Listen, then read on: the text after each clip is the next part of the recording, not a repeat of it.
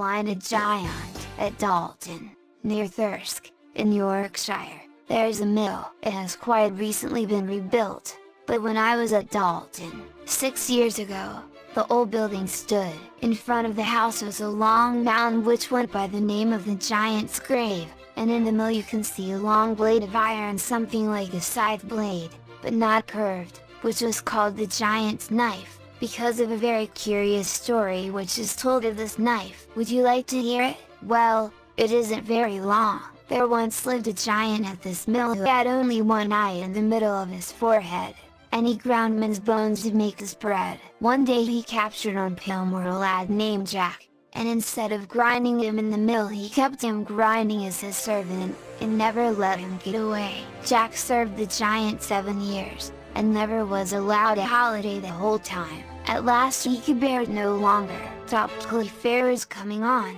and Jack begged that he might be allowed to go there. "No, no," said the giant, "stop at home and mind your grinding." "I have been grinding and grinding these 7 years," said Jack, "and not a holiday have I had. I'll have one now."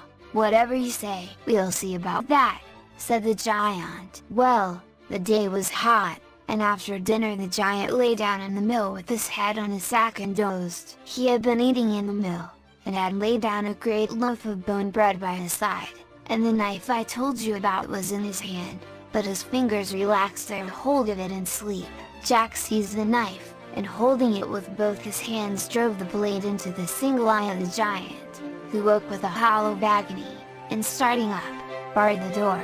Jack was again in difficulties, for he couldn't get out, but he soon found a way out to them. The giant had a favorite dog, which had also been sleeping when his master was blinded, so Jack killed the dog, skinned it, and threw the hide over his back. "Bo, wow," says Jack. "At him, truncheon," said the giant, "at the little wretch that I've fed these 7 years, and now has blinded me." "Bo, wow," says Jack, and ran between the giant's legs on all fours, barking till he got to the door. He unlatched it and was off, and never more was seen at Dalton Mill.